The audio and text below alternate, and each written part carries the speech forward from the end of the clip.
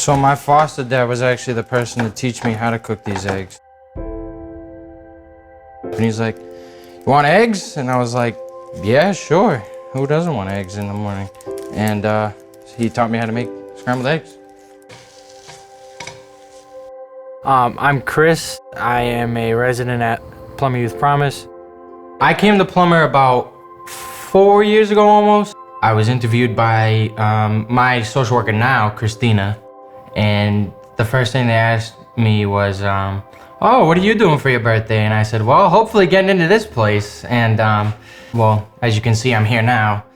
We start with, how many days has this young person been in the foster care system? Because every day in the system is a day of childhood lost, and childhood is finite. I have two sisters, Kayla and Jillian. They've always been there for me. Like, they'd be there to make sure that I was getting what I needed, and as much as they could with their own lives too. When you got taken and I wasn't able to see you, it killed me. Yeah. Because I knew going into the system for the first time, like Kayla and I, it shatters anything you've ever known. My name is Nicole McLaughlin, and I'm the Executive Director here at Plummer Youth Promise. Most of us in our lives, it's not just one person that we count on.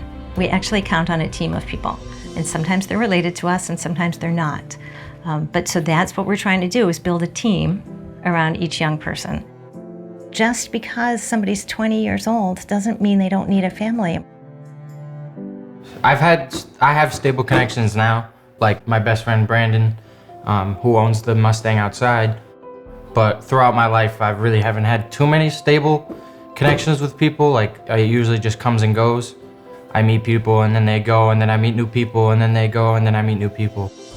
So life is really challenging if you leave the foster care system without relationships that you can count on, right? And if you've moved from place to place, to place to place to place as a young person, the chance that you have those relationships is pretty slim.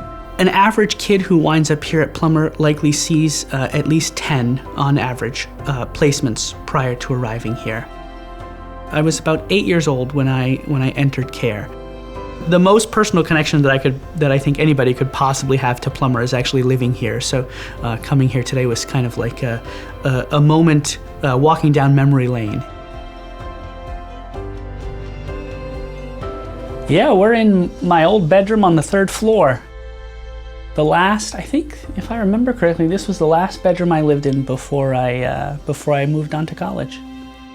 As a board member, we meet in the existing facility, which is also the group home and also houses a supported apartment as well, including staff. So there's a lot going on in this building. There's something more that these kids need in their healing process, and that's just privacy, a space that's their own and a space that's dignified. So I entered into GCF at a very young age.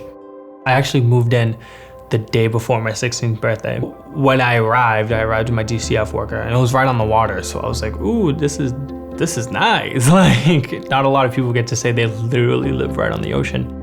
But the inside isn't so nice. I'm gonna put it very bluntly. So our facility, our beloved 1867 falling apart facility. Kids usually don't like using the bathrooms at school. They'd rather go home, but I'd rather use the bathrooms at school just because, like, they were so congested, they were so old. It was like locker room stall showers. When you look at this building and the amazing work that the staff is doing, what they need is a facility that enhances that work for family, because there's no space for family in the current building that they're in. It's unimaginable what they will be able to do in a building that's not crumbling down around them. I think mainly the reason why that I have such a big connection with my family now, Plummer emphasized that I need to see my family. It made us closer because the program helped me. They would help me, and they would give me gas to come up here just to make sure that we could have those sessions.